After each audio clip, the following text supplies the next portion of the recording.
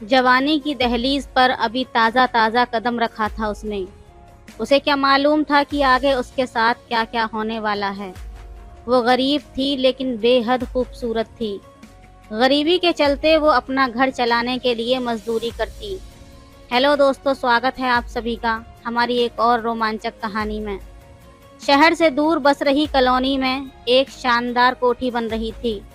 Mixer machine की तेज आवाज के बीच में मजदूर काम में लगे हुए थे। उनमें से जवान और अधेड़ उम्र के आदमी और औरतें थीं। उनमें से जवानी की दहलीज पर खड़ी एक लड़की भी थी। वो सर पर ईंट ढोने का काम कर रही थी। तराई भी हो रही थी, इसलिए उसके गीले बदन से जवानी झांक रही थी। बनते हुए मकान के सामने ठेकेदार खड़ा होकर उस जवान लड़की की तरफ देखते हुए चिल्लाकर कह रहा था, जल्दी जल्दी काम करो। ठेकेदार के पास ही मकान मालिक खड़ा हुआ था, जो बहुत बड़ा अफसर था। ठेकेदार को उम्मीद थी कि साहब उसे दूसरे कामों के ठेके भी दिलवाएगा, इसलिए उन्हें खुश करने का वो कोई मौका नहीं छोड़ता था। ठेकेदार ने मकान मालिक की तरफ देखा तो उसको जवान मजदूर लड़की की तरफ देखते हुए पाया। मकान मालिक ने सबको सुनाकर जोर से कहा, मकान की तराई अच्छी तरह से करना, तभी मकान मजबूत होगा। ठेकेदार ने मुस्कुराते हुए कहा, आप बिल्कुल चिंता ना करें साहब, इस काम में मैं अच्छी लड़की को लगाऊंगा। ठेकेदार ने काम की देखभाल करने वाले सुपरवाइजर को इशारे से अपने पास बुलाकर उसके कान में कुछ कहा। सुपरवाइजर ने सहमति से सर हिलाया। उसने जाकर ईंट ढोती हुई लड़की को कहा, आज से मकान की तराई का काम तू करेगी। ये सुनकर वो मजदूर लड़की खुश हो गई, क्योंकि तराई का काम सबसे हल्का होता है। उसने तुरंत ईंटों का तसला नीचे रखकर पानी का पाइप उस मजदूर लड़के से लेकर दीवार के प्लास्टर पर पानी छिड़कना शुरू कर दिया। मकान मालिक ने 500 का नोट निकालकर सुपरवाइजर को दिया और मजदूरों को नाश्ता कराने को कहा। वो तराई करने वाली लड़की का ध्यान रखने को कहकर उस लड़की को देखने लगा। किसी भी मजदूर लड़की को फंसाने का ये एक अच्छा तरीका था कि उसे हल्का काम देकर, खासकर मकान में तराई का काम दिया जाता था। ये एक जाल होता था जिसमें जवान मजदूर लड़की के फंसने की उम्मीद ज्यादा होती थी। मिक्सर मशीन में सीमेंट, रेत, पानी और वाटरप्रूफ केमिकल की मिक्सिंग के साथ कितनी गरीब मजदूर लड़कियों की इज्जत भी मिक्स हो जाती थी, और ये आलीशान मकानों में रहने वालों को पता भी नहीं चलता होगा। दुनियादारी को कुछ समझने और कुछ ना समझने वाली लड़की खुशी खुशी तराई का काम कर रही थी। उसे मालूम नहीं था कि ठेकेदार और मकान मालिक उस पर इतने मेहरबान क्यों हो रहे हैं। उस मजदूर लड़की को रोजाना चाय नाश्ते की खास सुविधा और काम के बीच में बैठकर आराम करने की छूट मिली हुई थी। और काम भी क्या था, पानी का पाइप पकड़कर दीवारों और फर्श पर दिन में 3 बार पानी से तराई करना। ठेकेदार और मकान मालिक को कोई जल्दी नहीं थी। वो जानते थे कि सब्र का फल मीठा होता है। एक हफ्ते बाद मकान मालिक ने 2 मंजिला बनते मकान के किसी सूने कमरे में तराई करती उस लड़की का हाथ पकड़कर कहा, तुम्हें बहुत मेहनत करनी पड़ती है, तुमको कोई परेशानी हो तो मुझे बताना। और धीरे से उसकी पीठ पर हाथ फेरने की कोशिश करने लगा। लड़की चौंकते हुए डरकर पीछे हट गई। उसने मकान मालिक की आंखों में ऐसा कुछ देखा जो उसे ठीक नहीं लगा। पानी में भीगा उसका बदन ठंड और डर से कांप रहा था। उसके मुंह से आवाज भी नहीं निकल पा रही थी। पानी का पाइप उसके हाथ से छूटकर फर्श पर बह रहा था। उसने कमरे से निकलने की कोशिश की, पर दरवाजे के उस कमरे में निकलने के रास्ते पर मकान मालिक खड़ा था। मकान मालिक पुराना खिलाड़ी था। उसने लड़की से कहा, कुछ नहीं, तू अपना काम कर। कहते हुए वो बाहर निकलकर ठेकेदार के पास आ गया। ठेकेदार ने आंखों ही आंखों में उससे पूछा, पर उसने असहमति से गर्दन हिलाकर मना कर दिया। उसके बाद शाम तक उस लड़की से किसी ने कुछ नहीं कहा। हफ्ते का आखिरी दिन शनिवार था। उस दिन सभी मजदूरों को मजदूरी का पैसा मिलता था। सुपरवाइजर ने सभी मजदूरों को उनकी हाजिरी के हिसाब से रजिस्टर पर दस्तखत कराकर या अंगूठा लगवाकर पैसा दे दिया। अगले दिन रविवार की छुट्टी थी। सोमवार को सभी मजदूर काम पर आ गए थे। वो लड़की भी डरी डरी सी काम पर आई थी।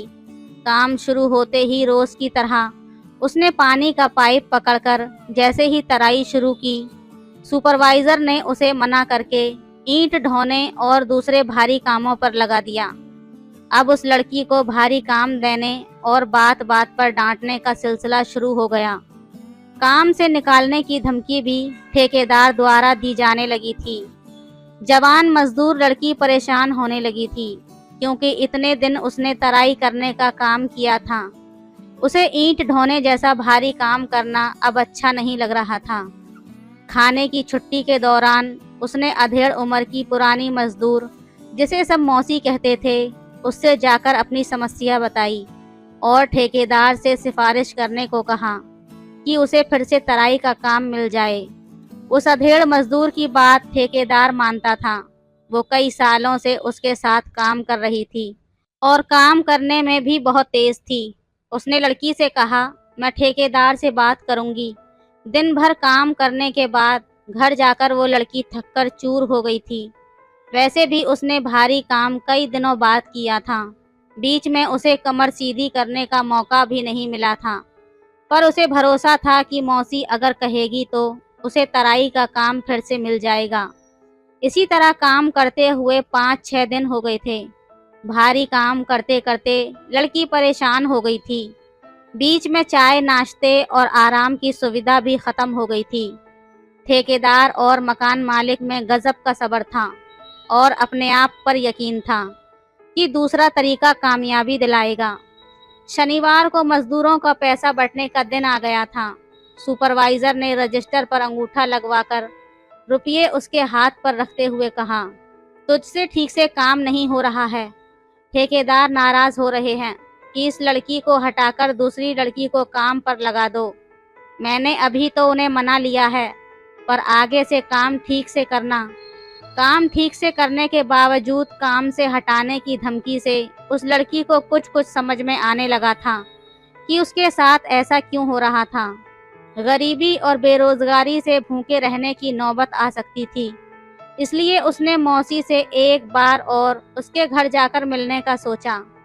रात को खाना खाकर वो सीधा पास की झुग्गी बस्ती में रहने वाली मौसी के घर गई और जाकर उनसे कहा कि ठेकेदार ने काम से निकालने की धमकी दी है।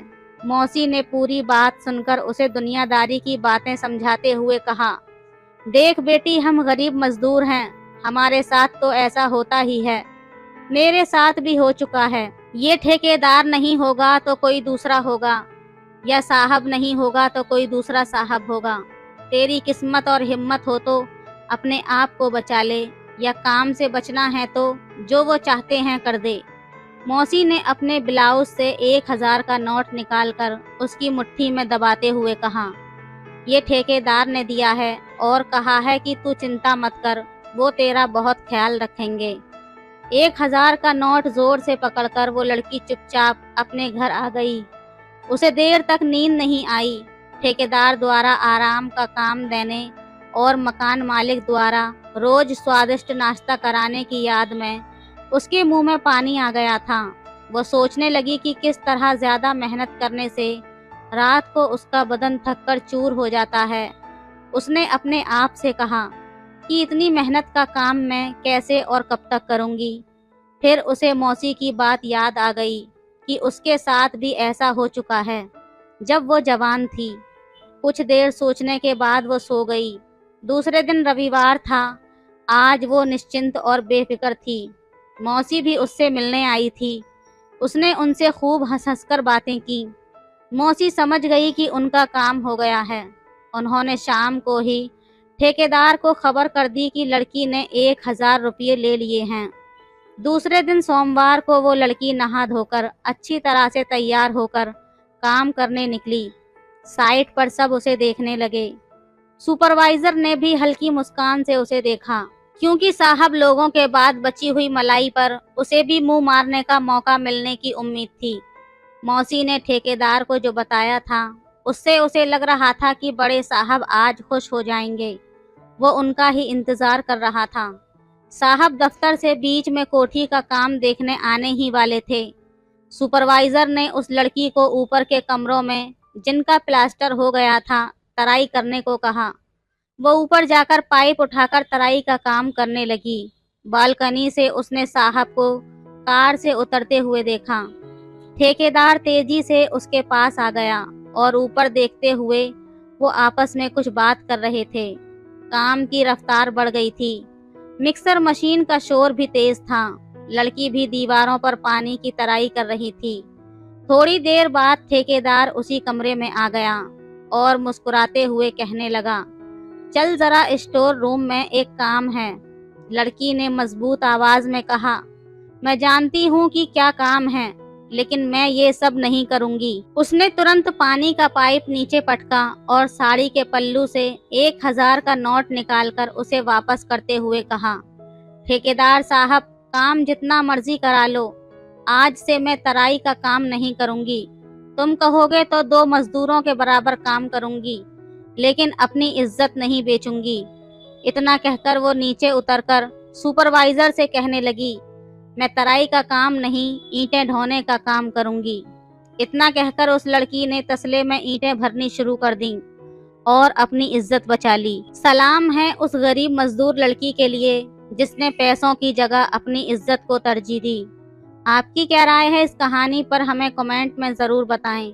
वीडियो अच्छी लगे तो लाइक करें, शेयर करें, सब्सक्राइब करें। धन्यवाद। हेलो दोस्तों, स्वागत है आप सभी का हमारी एक और कहानी में। मेरा नाम राहुल है और मेरी उम्र 22 साल है। मैं दिखने में बेहद स्मार्ट हूँ।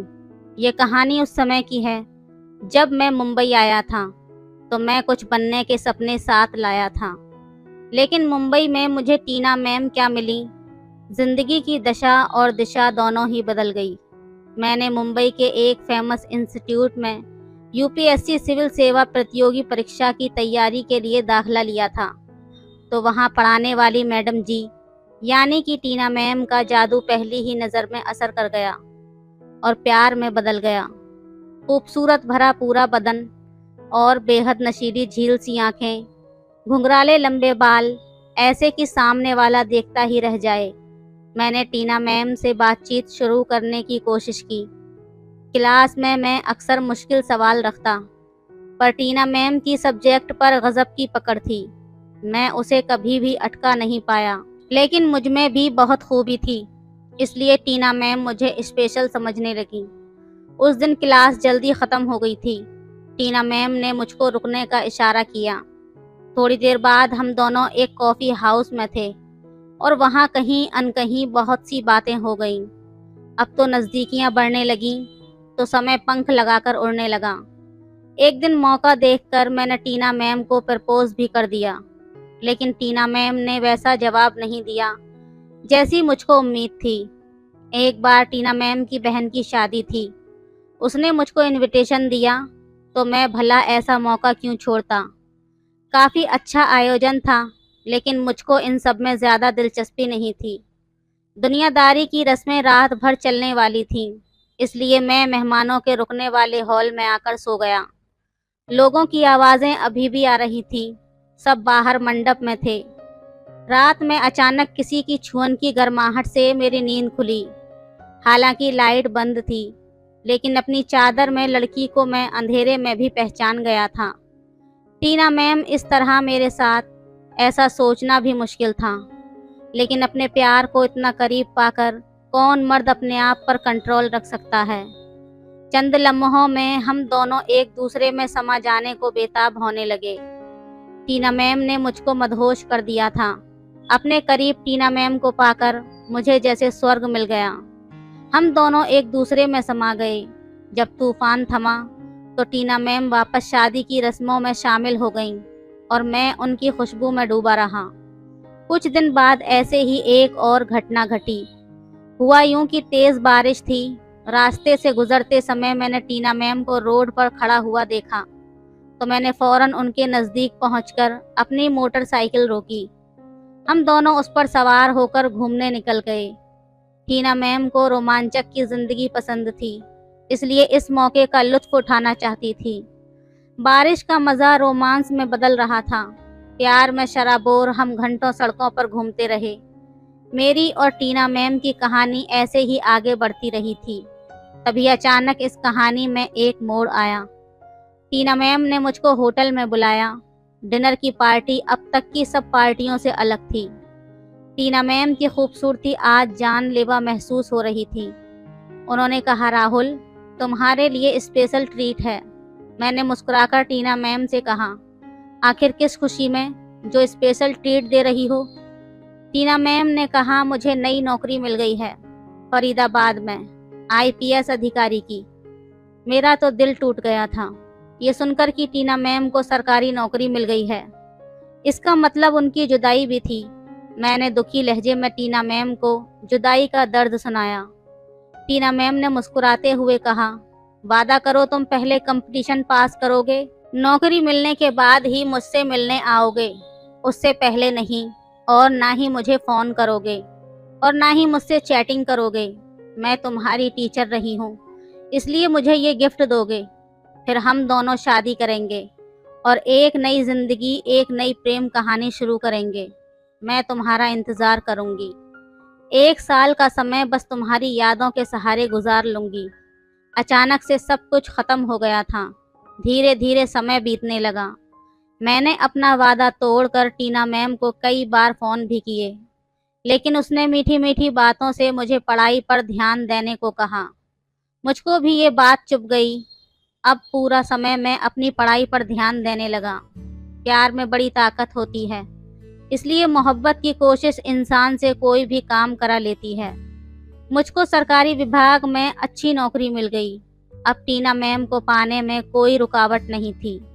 मैंने अपना वादा पूरा कर लिया था। मैं टीना मैम से मिलने के लिए फरीदाबाद के लिए निकल गया। 1 साल बाद टीना मैम से मिलने का वक्त नज़दीक आ रहा था। मोहब्बत में अगर कामयाबी मिल जाए तो इंसान को दुनिया जीत लेने का एहसास होने लगता है। मैं ट्रेन में बैठा और चल दिया। ट्रेन सरपट भाग रही थी, लेकिन मुझको उसकी रफ्तार बैलगाड़ी से भी ज़्यादा धीमी लग रही थी। रात का 1 बज रहा था। मैंने एक पत्रिका निकालकर अपना ध्यान उसमें बांटना चाहा, लेकिन बेजान काले हुरूफ और कागज़ टीना मैम की कल्पना की क्या बराबरी करते। टीना मैम तो ऐसा ख्वाब थी जिसे पूरा करने में मैंने खुद को रोक लिया था। उसकी हर शर्त, हर हिदायत को आज मैंने पूरा कर दिया था। अब फैसला टीना मैम का था। मैंने मोबाइल फ़ोन निकाला और टीना मैम का नंबर डायल किया। फिर अचानक फ़ोन काट दिया। मुझे याद आया कि टीना मैम ने यही तो कहा था कि जब सच में कुछ बन जाओ तब मोहब्बत को पाने की बात करना, उससे पहले नहीं। मैं तब तक तुम्हारा इंतज़ार करूँगी। फिर मैंने मोबाइल फ़ोन वापस अपनी जेब के हवाले कर दिया। मैं अपनी बर्थ पर लेट गया। सुख के लम्हों को मैं टीना मैम की यादों में जीना चाहता था। अचानक ट्रेन रुकी तो मेरी नींद खुली और अब भी सुबह के 3 बजे थे। फरीदाबाद अभी भी दूर था। मैं दोबारा आंखें मूंदे हसीन सपनों में खो गया। ट्रेन जब फरीदाबाद पहुंची तब सुबह के 9 बज चुके थे। मैंने टीना मैम को फ़ोन मिलाया, लेकिन फ़ोन किसी अनजान ने उठाया था। वो नंबर टीना मैम का नहीं था। उसका नंबर अब बदल चुका था। दूसरे दिन मैं मालूम करता हुआ टीना मैम के कॉलेज पहुंचा। लाल गुलाब और टीना मैम के लिए गिफ्ट से भरे बैग मेरे हाथों में लगे थे। वैसे भी मुझको टीना मैम को उपहार देने में बड़ा सुकून मिलता था। अपनी पॉकेट मनी बचा बचाकर मैं उनके लिए छोटे छोटे गिफ्ट बुनता था, जिन्हें पाकर टीना मैम बहुत खुश होती थी। खुशी से लबरेज मैं उनके कॉलेज गया। टीना मैम के रूम में पहुंचा तो मुझको देखकर वो उछल पड़ी। मिठाई का डब्बा आगे करके मैंने उन्हें खुशखबरी सुनाई थी। टीना मैम ने एक टुकड़ा मुंह में रखा और मुझको शुभकामनाएं दी। मुझ में भी सब्र कहाँ था। मैंने आगे बढ़कर उनका हाथ थाम लिया। प्लीज़ राहुल, ये सब नहीं, प्लीज़ रुक जाओ। अचानक टीना मैम ने सख्त लहजे में मुझको टोकते हुए रोका। निराश होकर मैंने पूछा, लेकिन यार, अब तो मैंने अपना वादा पूरा कर दिया है। अब हम दोनों शादी करेंगे। मुस्कुराते हुए टीना मैम बोली, सॉरी राहुल, प्लीज़, मेरी सगाई हो चुकी है। अब ये सब बातें तुम भूल जाओ। क्या मतलब भूल जाऊं? मैं उन्हें घूरते हुए बोला। वो कहने लगी, मुझे तुम्हें भूलना होगा। वो सब तो मजाक की बातें थीं। 1 साल पहले कही गई बातें, क्या अब इतने दिन बाद? तुम्हें तो मुझसे भी अच्छी लड़कियां मिलेंगी, मुस्कुराते हुए टीना मैम ने कहा। मैं उल्टे पैर लौट पड़ा। लाल गुलाब मेरे कदमों के नीचे कुचल रहे थे। मजाक की बातें शायद 1 साल में ख़त्म हो जाती हैं, मायने खो देती हैं। मैं समझाने की लाख कोशिश करने लगा, लेकिन वो नहीं मानी। फिर मैं वापस अपने घर की ओर चल पड़ा। लेकिन दोस्तों कहते हैं ना कि सच्चा प्यार किसी न किसी बहाने से आपको रोक लेता है। फिर टीना मैम ने मुझे पीछे से इशारा किया और बोली, रुको, मुझे थोड़ा वक्त चाहिए। मैंने टीना मैम को कहा, तुम्हारे पास आज रात तक का वक्त है, तुम मुझे बता देना। उसके बाद मैं वहीं पर एक कमरा लेकर रहने लगा। फिर अगले सुबह टीना मैम मेरे उस कमरे पर आईं और उसने अंदर आते ही मुझे अपने गले लगा लिया। उसके बाद टीना मैम ने मुझे बताया कि मेरी मंगनी तो हो चुकी है, लेकिन फिर भी मैं तुमसे प्यार करती हूँ। मेरे माँ बाप तुमसे शादी के लिए नहीं मानेंगे, क्योंकि तुम उम्र में मुझसे छोटे हो।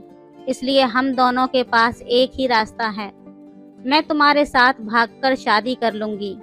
उसके बाद मैं भी प्यार में मजबूर था, मुझे भी भागकर शादी करनी पड़ी और मैं और टीना मैम ने भागकर शादी कर ली और अब हम दोनों खुशी खुशी अपना जीवन बिता रहे हैं। तो दोस्तों, ये थी आज की कहानी आपको कैसी लगी हमें कमेंट करके ज़रूर बताएं। वीडियो अच्छी लगे तो लाइक करें, शेयर करें, सब्सक्राइब करें। धन्यवाद। सब्सक्राइब करें। मैंने जब से उस लड़की को देखा था, मेरे जज्बात बेकाबू होने लगे थे। उसे देखते ही मन में बड़े ही अजीब अजीब से ख्याल आने लगते। उसकी खूबसूरती मेरे दिल में पूरी तरह उतर चुकी थी। अब तो बस मन में एक ही इच्छा थी कि कब मुझे मौका मिले और कब मैं उसके साथ रात रंगीन करूं।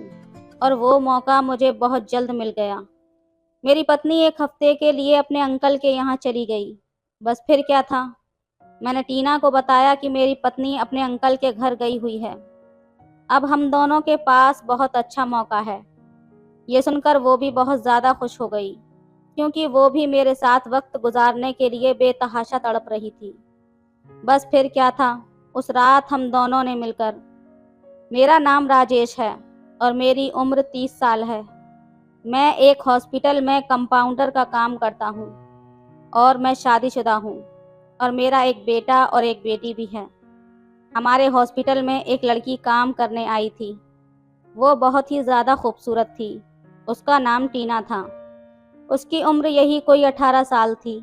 एक तो कम उम्र, ऊपर से चढ़ती जवानी देखकर मैं तो बावला सा हो गया था। मैं तो ये भी भूल चुका था कि मैं एक शादीशुदा मर्द हूँ। जब वो पहली बार हॉस्पिटल में आई तो हॉस्पिटल में काम करने वाले मेरे सारे दोस्त और नर्स उसको देखते ही रह गए थे। फिर जब टीना की प्यार भरी नज़र मुझ पर पड़ी तो तब से मानो मैं तो मछली की तरह तड़प उठा था। हमारे हॉस्पिटल के सारे मर्दों में मैं ही एक शादीशुदा था। ऐसे में टीना पर मेरा जादू चलना किसी चमत्कार से कम नहीं था। पर अब जब ये चमत्कार हो गया था, तब से मैं सभी को आहें भरते देखकर खुद पर कुछ ज़्यादा ही नाज कर बैठा था। मैंने तो सपने में भी नहीं सोचा था कि उस एक नज़र पर टीना मुझ पर फिदा हो जाएगी। पता नहीं उस हसीना को मुझ में ऐसा क्या नज़र आया था जो मुझे अपना दिल दे बैठी थी। लंच करते वक्त मैं आहें भरता हुआ सबसे कह रहा था, भाई लोग, अब ये बेचारा दिल ही तो है, अब ये किसी पर आ जाए तो इसमें उस मासूम हसीना का क्या कसूर। मेरे इस मजाक पर सभी खिलखिलाकर हंस पड़े। कैंटीन में घुसते वक्त जब मैंने अपने साथियों की बातें सुनी तो मैं मन ही मन इतरा उठा था और अपना लंच बॉक्स उठाकर दोबारा अपनी सीट पर आकर बैठ गया। अपने हॉस्पिटल के सारे आशिकों के जलते हुए दिलों से निकलती हुई आहें मेरे मन को ऐसा सुकून दे रही थी कि मैं खुशी से चलते फिरते हुए कुछ खा ही नहीं पाया था। तब मैंने चपरासी से चाय मंगवाई और अपनी चाय पीकर फिर से अपने काम में जुट गया। वैसे तो इस वक्त मैं एक पेशेंट को जांच कर रहा था, पर मेरा ध्यान तो टीना के इर्द गिर्द ही घूम रहा था।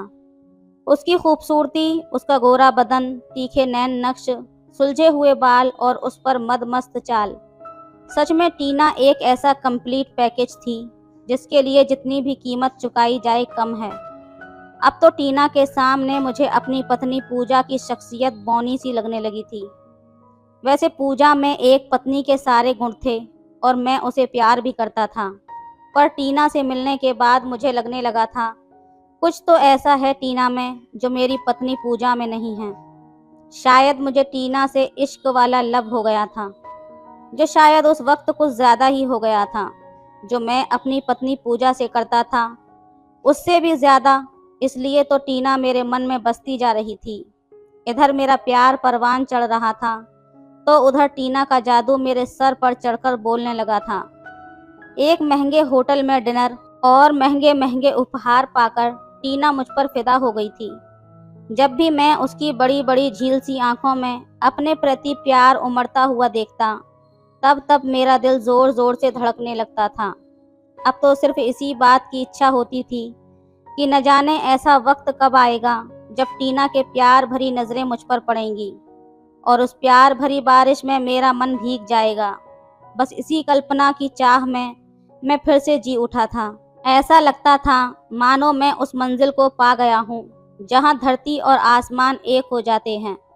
पर पूजा मेरे अंदर आए इस बदलाव से कैसे अछूती रह पाती।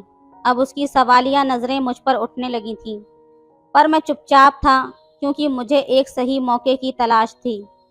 रात को सोते वक्त जब कभी पूजा मेरे नज़दीक आने की कोशिश करती, तब मैं जानबूझकर उसको अनदेखा कर देता। मैं तो मुंह फेर कर सो जाता था और वो आंसू बहाती रहती थी। मुझे उसका रोना अखरता था, पर मैं क्या करता, मैं तो अपने दिल के हाथों मजबूर था। बीतते समय के साथ साथ मेरी टीना को पाने की चाहत बढ़ने लगी थी, क्योंकि टीना की बड़ी बड़ी आंखों में मेरे प्रति प्यार का सागर तेजी से हिलोरे लेने लगा था। अब मुझे लगने लगा था कि शायद सही वक्त आ गया है जब मुझे पूजा से तलाक लेकर टीना को अपना बना लेना चाहिए। तभी मेरी इस बोरिंग भरी जिंदगी में खुशियों के फूल खिल पाएंगे। अभी मैं सही मौके की तलाश में था कि अचानक मेरी किस्मत मुझ पर कुछ ज़्यादा ही मेहरबान हो गई। पूजा के अंकल की अचानक बीमार होने की खबर आई। वो एक हफ्ते के लिए अपने अंकल के यहाँ चली गई। मुझे तो मानो गड़ा हुआ चिराग मिल गया। पूजा मुझे बोली, सुनो जी, मैं गाँव जा रही हूँ। पूजा अपना सामान पैक करते हुए मुझसे फ़ोन पर कह रही थी। तो मैंने कहा, तुम जल्दी से निकलो, मेरी चिंता मत करो, वरना तुम्हारी शाम वाली बस छूट जाएगी। फिर उसने कहा कि मैं काकी को बोल दूंगी, वो सुबह शाम आपका मनपसंद का खाना बनाकर दे दिया करेंगी। पूजा तो अभी भी मेरे लिए परेशान थी। मैंने भी अपनी चालाकी दिखाते हुए कहा, पूजा, मैं तो चाह रहा था कि मैं दफ्तर से जल्दी निकलकर तुम्हें बस स्टैंड तक छोड़ दूं, पर क्या करूं, इतना ज़्यादा काम जो है। इतना कहकर पूजा ने फ़ोन रख दिया कि नहीं जी, आप अपना काम करो, मैं खुद चली जाऊंगी। पूजा का इस तरह अचानक चले जाना मुझे एक अनजानी सी खुशी दे गया था। मैं तो बावला सा हो गया और सोचता कि यहाँ हॉस्पिटल में ही टीना को सब कुछ बताकर अपने घर ले जाऊंगा। पर फिर कुछ सोचने के बाद मुझे यही लगा कि मैं अपने घर पहुंचकर फ्रेश होने के बाद ही टीना से मिलने जाऊंगा। बस फिर क्या था, मैं तुरंत घर पहुंचा और अच्छी तरह तैयार होकर टीना के पास पहुंच गया। दरवाजे की घंटी बजाने पर दरवाज़ा टीना ने नहीं बल्कि किसी मोटी सी औरत ने खोला था। उस औरत ने बेरुखी से देखा और बोली, मिस टीना ऊपर रहती हैं।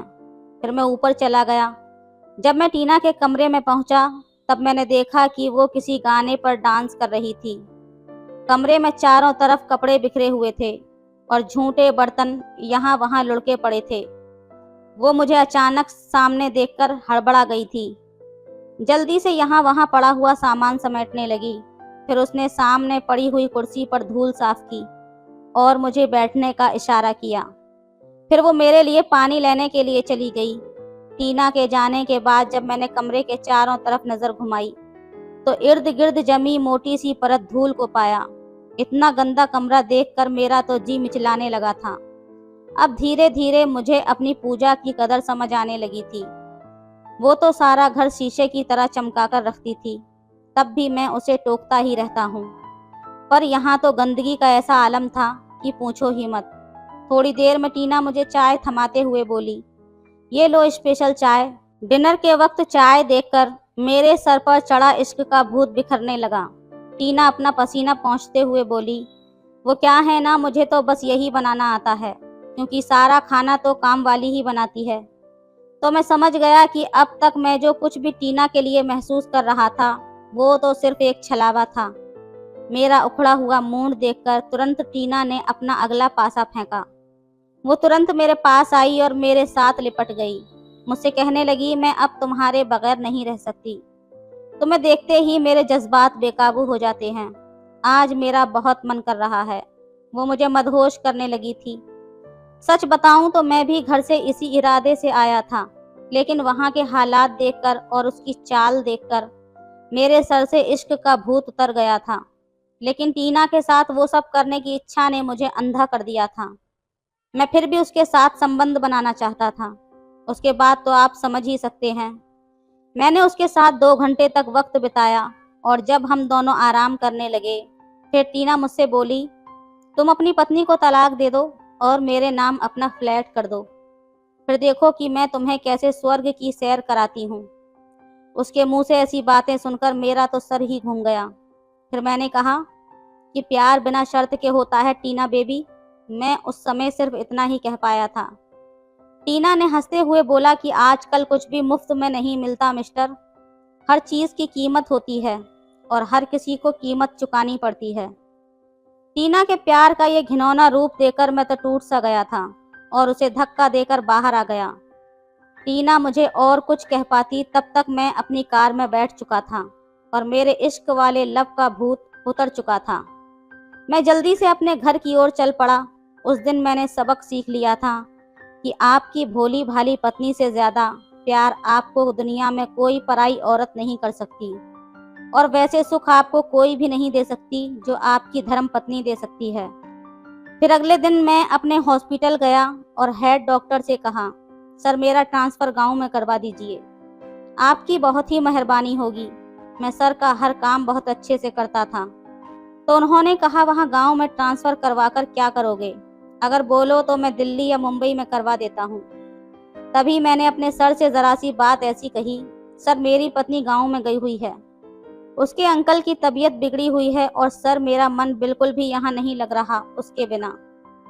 फौरन ही सर ने मेरे जज्बात को समझ लिया और मेरा ट्रांसफ़र गांव में करवा दिया।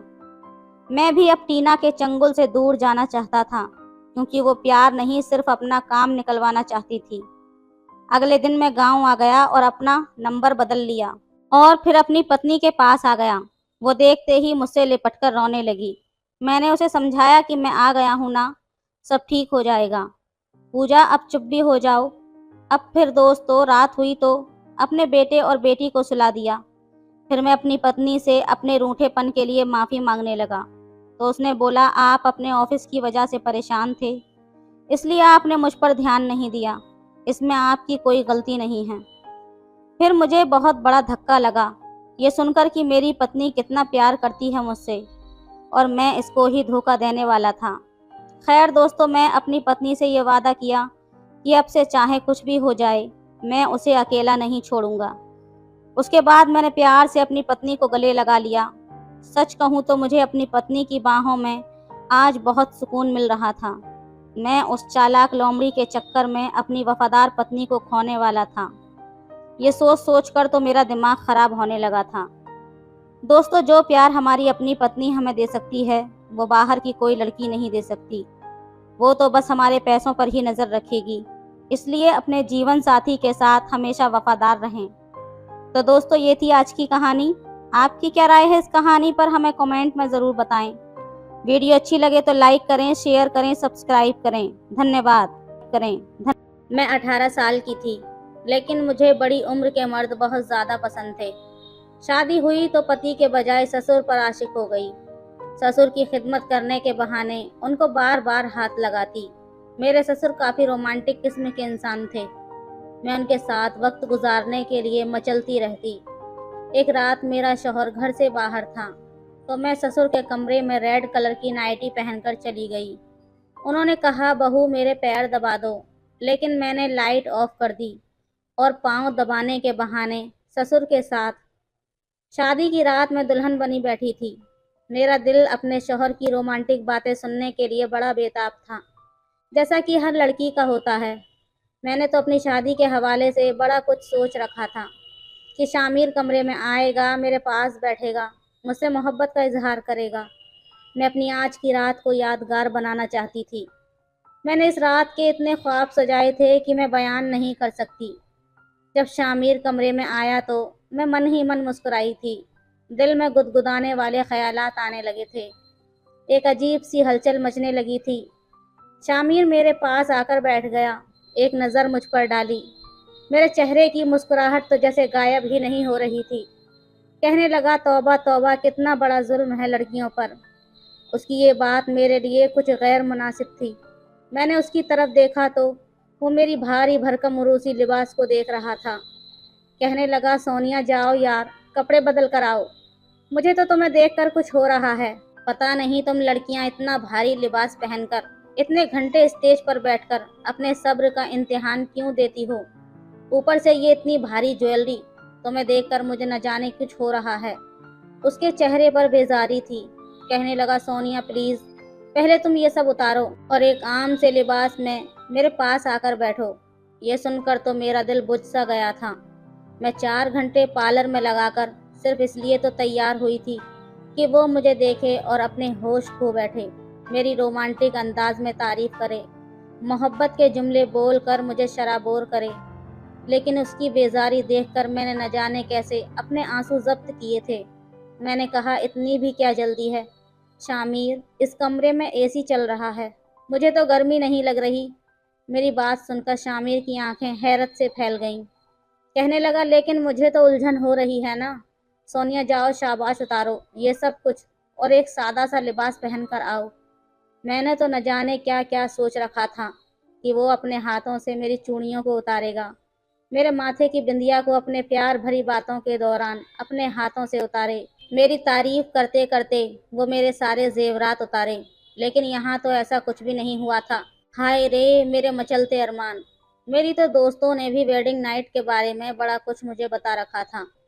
शौहर शादी की रात प्यार का इजहार करते हैं, ऐसा कहते हैं, वैसा कहते हैं।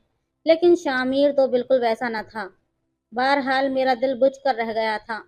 मैं अपने बेड से उठकर खड़ी हो गई। अलमारी में से एक सादा सा लिबास निकालकर मैं बदलने के लिए चली गई। जब मैं अपना मेकअप को धो रही थी तो मेरी आंखों से आंसू बह रहे थे। मैंने तो पार्लर वाली की जान खा ली थी कि देखो बड़ा अच्छा मेकअप करना, कि मेरा शौहर मुझे देखते ही मेरा दीवाना हो जाए। पार्लर वाली मेरी बात सुनकर हंस रही थी। जब तक वो मुझे तैयार करती रही मेरी तो जुबान चलती रही कि मैरून कलर की लिपस्टिक लगाना वो ज्यादा सूट करती है। देखो जूड़ा मत बनाना, चुटिया ही रहने दो, और बालों पर कलियों के गजरे जरूर लगाना।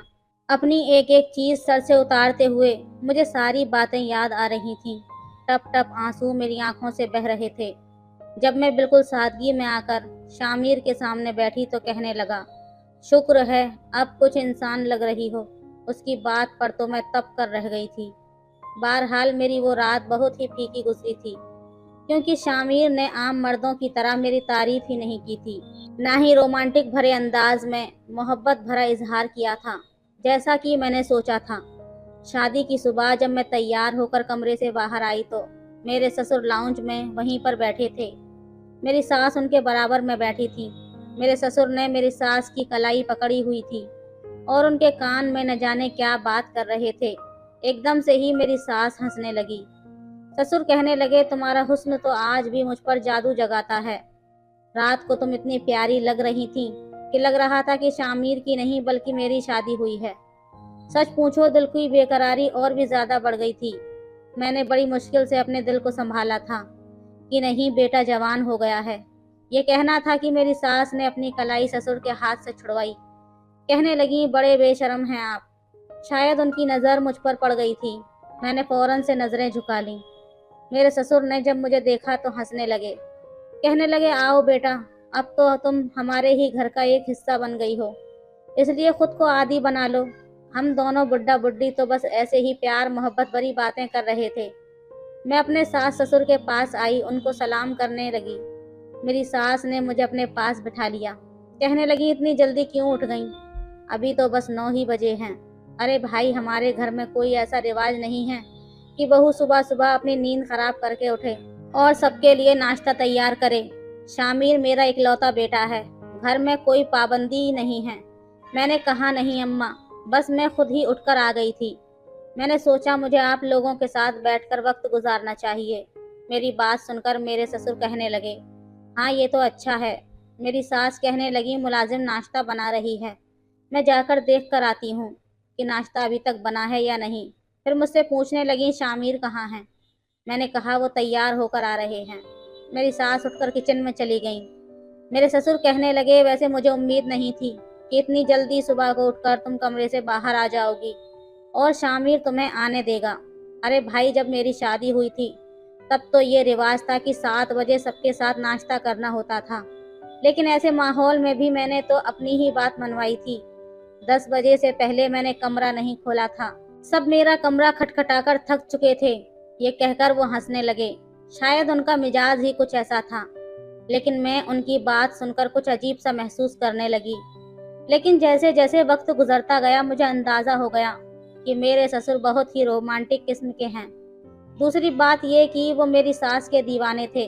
वो अभी भी मेरी सास से ऐसे ही मोहब्बत से बात करते थे जैसे नई नई शादी हुई है, लेकिन इसके बरक्स शामिर ऐसा नहीं था। मैं उनके लिए सजती सवरती तैयार होती, वो मुझ पर बस एक सरसरी सी नज़र डालकर हटा लेता। खुद ही ढीठ बनकर पूछती रहती कि शामिर, मैं आज कैसी लग रही हूँ? ये कलर मुझ पर कैसा लग रहा है? वो बस मुझ पर एक नज़र डालता और कहता, ठीक है, तुम्हें अच्छा लग रहा है तो अच्छा ही होगा। मैं ये समझ नहीं पाती थी कि आखिर वो ऐसा क्यों करता है। मैं उससे एक मोहब्बत वाला इजहार सुनना चाहती थी।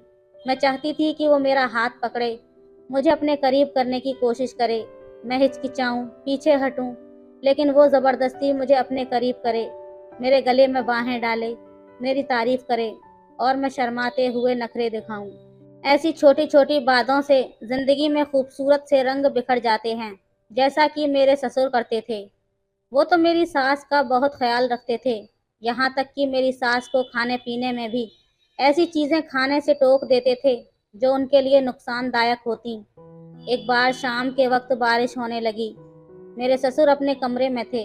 मेरी सास ने जब खूबसूरत मौसम देखा तो मुझसे कहने लगी, सोनिया बेटा देखो बारिश कितनी खूबसूरत लग रही है।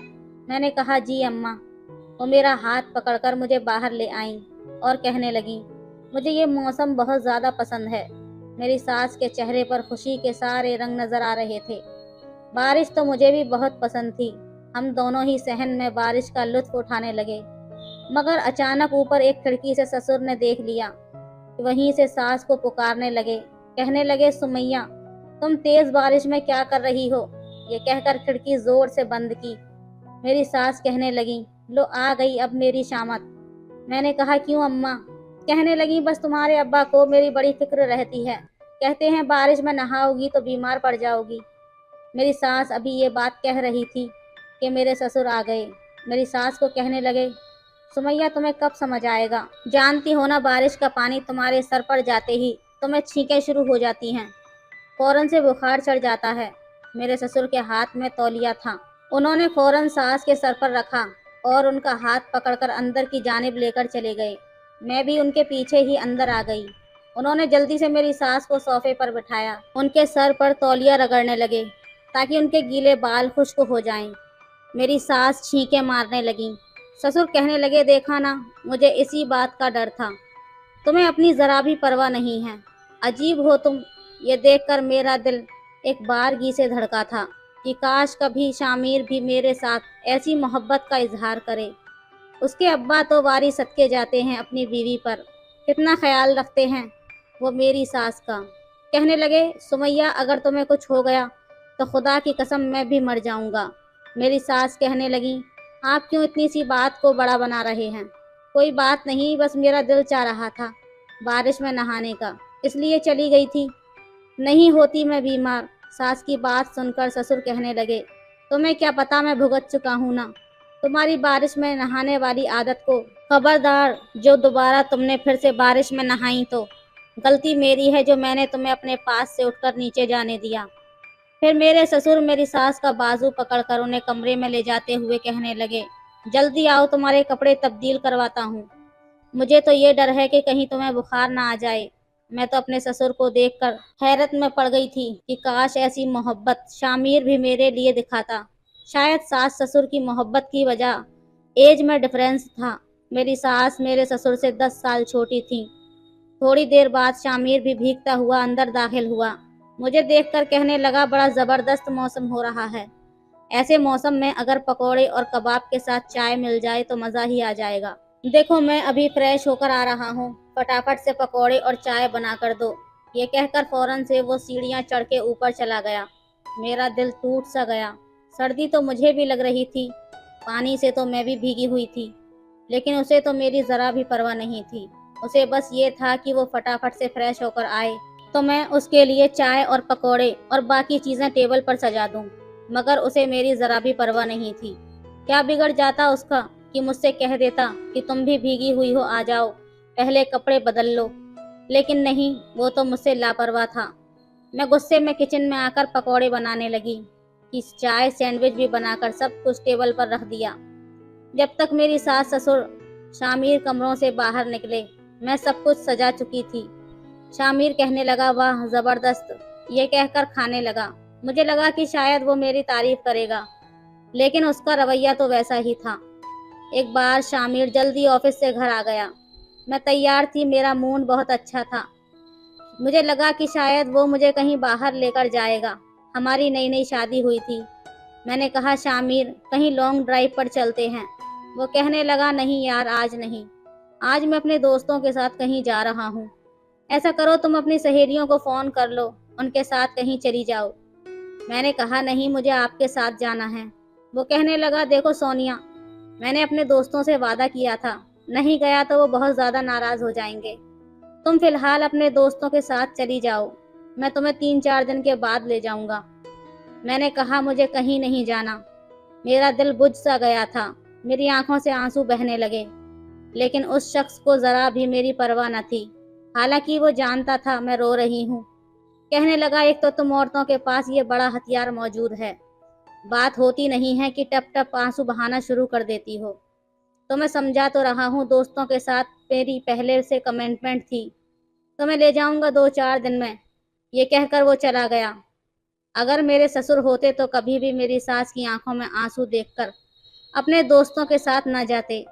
इतनी मोहब्बत करते थे वो मेरी सास से।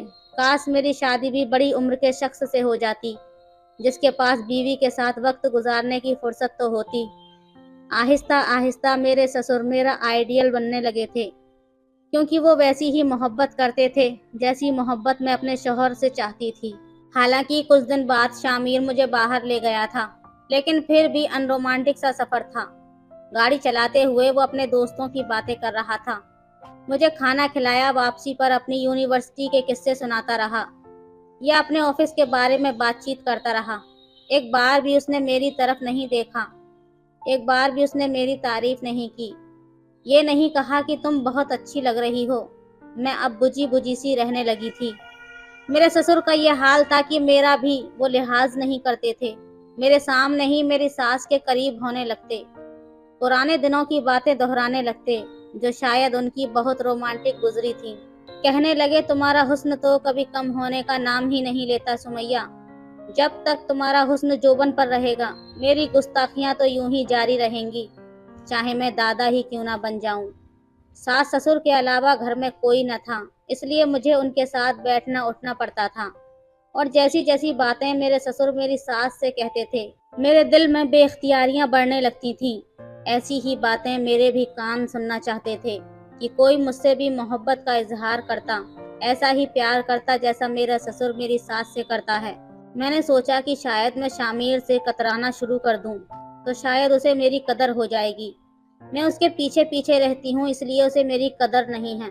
एक बार शामिर मुझसे कहने लगा, जाओ चलो जल्दी से तैयार होकर आ जाओ, मैं तुम्हें कहीं घुमा कर लाता हूँ, काफी दिनों से तुम कहीं पर नहीं गई हो। मैंने कहा, नहीं, मैं ड्राइवर के साथ चली जाऊंगी, मुझे आपके साथ नहीं जाना। मुझे लगा शामिर पूछेगा क्यों नहीं जाना, वजह बताओ, तो मैं उसे नखरे दिखाऊंगी। उसे कहूंगी कि वो मेरे साथ इतनी बेमुरवत तरीके से रहता है, इसलिए मैं उससे नाराज हूँ। वो शायद मुझे मनाएगा, मगर उसने कहा चलो ठीक है, तुम खुद चली जाना। उसने तो बात ही खत्म कर दी। मैं बुझे हुए दिल के साथ कमरे से बाहर निकली थी। मेरी सास ससुर का कमरा खुला हुआ था।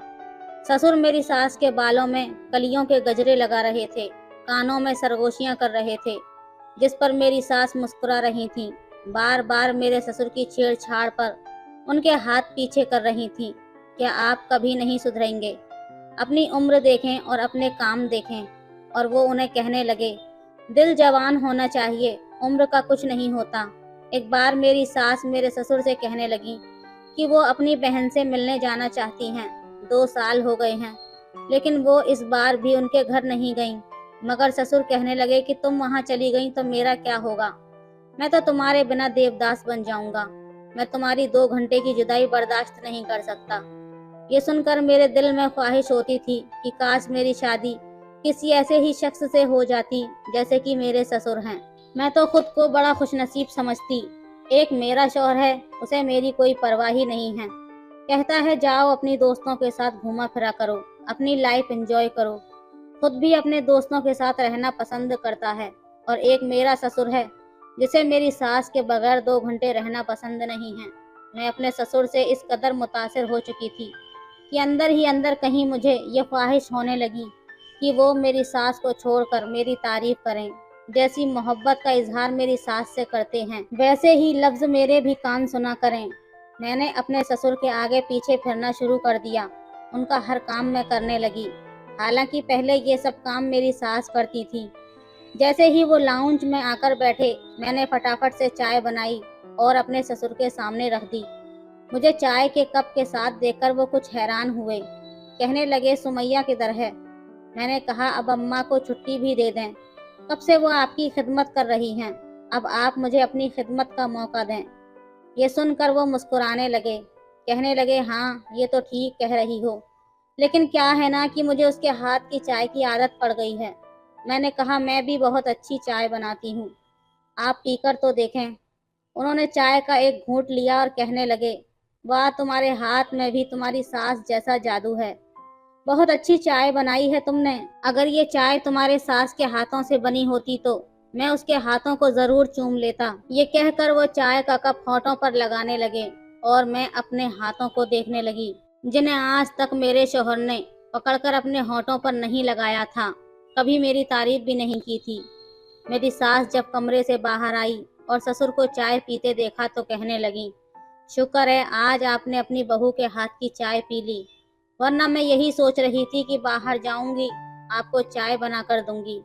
उनके चेहरे से लग रहा था जैसे वो बहुत ज्यादा थकी थकी सी हैं। ससुर कहने लगे, अब ये मत समझना कि तुम्हारी छुट्टी हो गई है, आज तो बहू बनाकर ले आई है। मैंने चाय पी ली, लेकिन कल से चाय तुम ही बनाकर दोगी। अरे जो मज़ा तुम्हारे हाथ में है वो किसी और के हाथ में कहाँ।